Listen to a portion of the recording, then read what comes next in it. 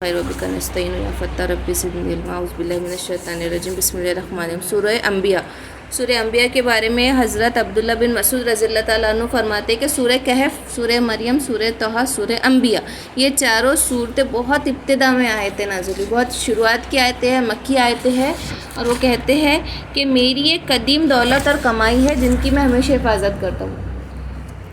اعوذ باللہ من الشیطان الرجیم بسم اللہ الرحمن۔ اور دیکھو ہم کیسے دیکھ رہے ہیں نا کہ مکی آیتوں میں آپ کو ایک پرٹیکولرنس دکھ رہا ہے نا کہ آپ صلی اللہ علیہ وسلم میں مکے میں کیا ہو رہا تھا، مکے میں ظلم، ستم، دلیلیں دینا، تکلیفیں پہنچانا، ہر بار بس ایک امتحان ہی تھا آپ صلی اللہ علیہ وسلم کے لیے۔ تو وہ ساری چیزیں دکھ رہی ہے نا آیتوں میں، اس کی جھلک دکھ رہی ہے نا، بس دلائل، دلیل اور اس کو کافروں کو پس کرنے کی کوشش ہے۔ سورہ انبیاء بھی مکی صورت ہے اور اسٹارٹنگ کی صورت ہے۔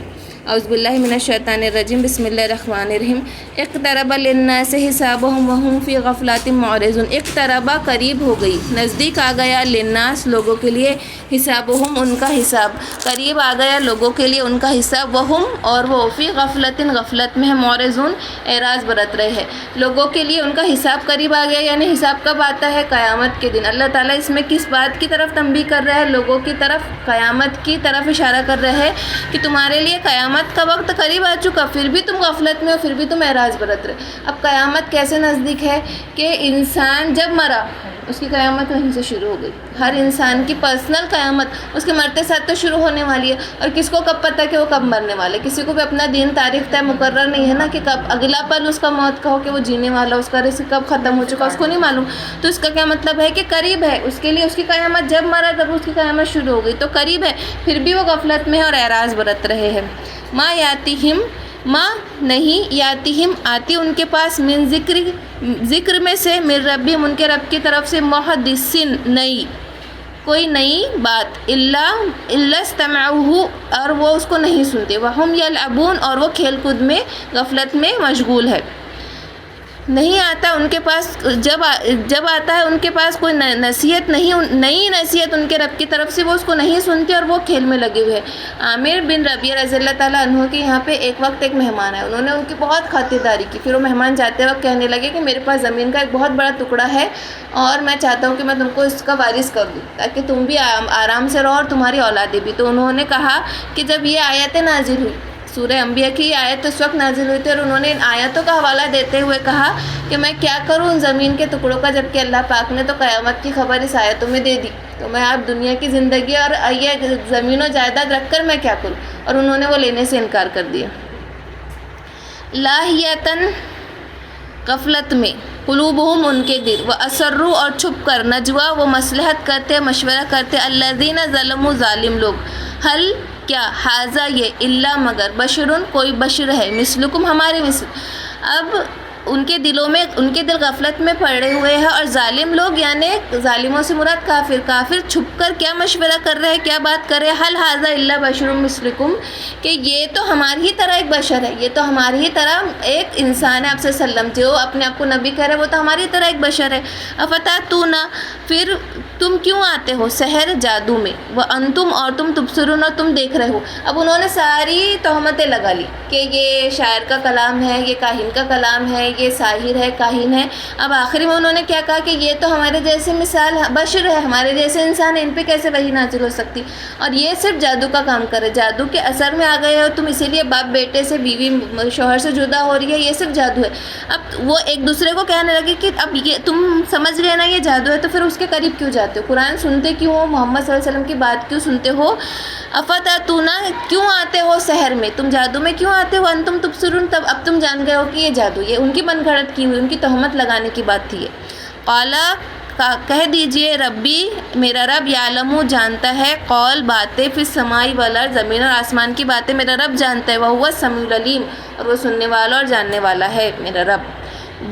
بلکہ قالو وہ کہتے، اضغاث الالحام یعنی پریشان خواب، وہ کیا کہتے ہیں، بلکہ قالو کافر کہتے ہیں، اضغاث الالحام کے پریشان خواب ہے، بل افترہو نہیں بلکہ یہ تو افطرا باندھ رہا ہے اللہ پہ، بلکہ ہوا شاعرون وہ شاعر ہے، بلکہ اب انہوں نے کیا کہنا شروع کر دیا. اب ان کی یہ باتیں دیکھو، ہم نے سیرت النبی میں بھی کیا پڑھی، کیا کیا کہہ رہے تھے وہ، یہ اضغاث الالہام، یہ پریشان کرنے والے خواب ہے. یہ محمد کو خواب دکھ رہے ہیں نعوذ باللہ صلی اللہ علیہ وسلم، کہ یہ اپنے خواب بتا رہے ہیں. جو قرآن ہے وہ اپنے خواب بتا رہے. بل افطرہ، نہیں بلکہ یہ تو افطرا باندھ رہے. بل ہوا شاعر، نہیں بلکہ یہ شاعر ہے. اس طریقے کے الگ الگ، کبھی خواب، کبھی شاعر، کبھی کیا کہ یہ اللہ پہ جھوٹ باندھ رہے. اب ان کی یہ ساری دلیلیں تھی اسلام کو ہرانے کے لیے. اضغاث الالہام کا مطلب پریشان خواب، یعنی ایسے خواب جس میں نفسانی دماغ کی تھوڑی ڈسٹربنس اور شیطان کی چالیں بھی موجود ہو. تو نعوذ باللہ وہ کیا کہہ رہے تھے کہ آپ صلی اللہ علیہ وسلم یہ سب خواب میں دیکھ رہے ہیں، اور خواب میں دیکھ کر یہ وحی کا نام دے کر، قرآن کا نام دے کر ہم کو بتا رہے ہیں. اور نہیں بلکہ کیا ہے، اللہ پہ جھوٹ باندھ رہے ہیں کہ اللہ کا نام لے رہے ہیں کہ اللہ یہ وحی نازل کر رہے ہیں. نہیں بلکہ یہ تو شاعر ہے. آخر میں کیا کہا، نہیں بلکہ یہ تو شاعری کا کلام ہے. فلیاتینا، پھر کیوں نہیں لے آتے، بھی آیاتن، کوئی نشانی، کما ارسلا، جیسے کہ آئی اولون، پہلوں کی طرف سے. تو ہمارے پاس کوئی نشانی کیوں نہیں لے آتے جو پہلے انبیاء نے لے کر آئے تھے، ایسا کوئی معجزہ. اب معجزے کی بات کر کہ ہم نے دیکھے نا کیا کرے، انہوں نے میٹنگ بلائے. میٹنگ میں کیا کہے کہ ایسا کیوں نہیں کر دیتے، ایسا کیوں نہیں ہوتا کہ آپ کسی مردے کو زندہ کر دیں، ایسا کیوں نہیں ہوتا کہ ہم کو جنت دکھ جائے، ایسا کیوں نہیں ہوتا کہ بادلوں پر فرشتے بیٹھ کر اور قرآن بھی ساتھ میں لے کر اور ہم یقین کر لیں کہ قرآن اللہ کی طرف سے. یہ معجزات دکھانے کی انہوں نے ڈیمانڈ کیے تھے نا، ہم نے پچھلی باری پڑھے. تو بس وہ یہیں پہ یہی ذکر کر رہے کہ کیوں نہیں ہمارے پاس کوئی نشانی لے آتے تم، جیسے کہ پہلے لے آئے. ما امنت، نہیں ایمان لائیں گے، قبلہم، اس سے پہلے، من قریتن، کوئی بستی، اہلکنا، ہم نے ہلاک کر دی. افہم یؤمنون، کیا وہ ایمان لائیں گے، کیا اب بھی وہ مان لیں گے؟ تو اللہ پاک کیا کہہ رہا ہے کہ اس کے پہلے کی بستیوں نے جب معجزات کی ڈیمانڈ کری، اور جب معجزہ آ گیا اور اس نے معجزے کے بعد ایمان نہیں لایا، تو اللہ کا قانون ہے یہ کہ عذاب نازل ہو کر رہے گا اس بستی پہ.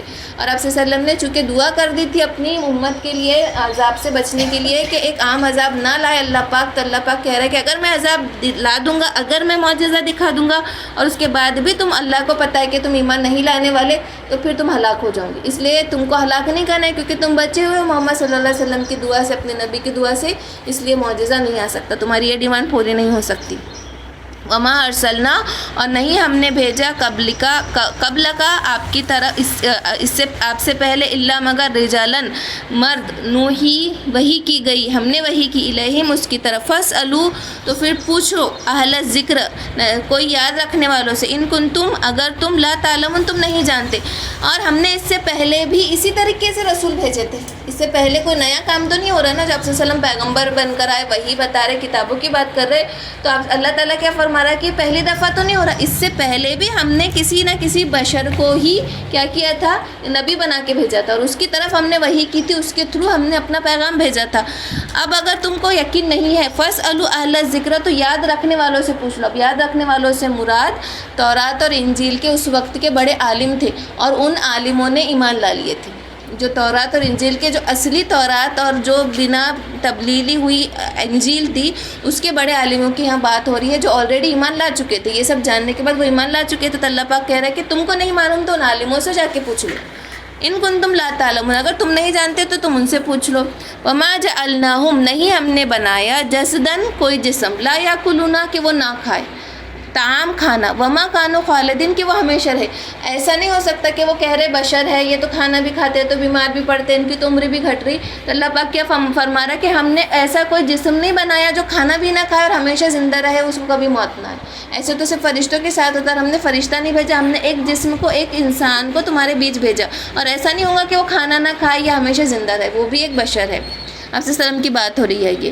ثم صدقناہم، پھر صدقناہم، سچا ہو گیا، وعدو، ان کا وعدہ، فانجیناہم، پھر نجات دی ہم نے، من نشاء، جس کو چاہا، واہلکنا، اور ہلاک کیا، مسرفین، حد سے بڑھنے والوں کو. لقد انزلنا، اور ہم نے نازل کیا، علیکم، تمہاری طرف، کتاب، فیہی، اس میں، ذکرکم، تمہارا ذکر، افلا تعقلون، پھر تم عقل کیوں نہیں رکھتے. ہم نے تمہاری طرف ایک ایسی کتاب نازل کی جس میں تمہارا ذکر ہے.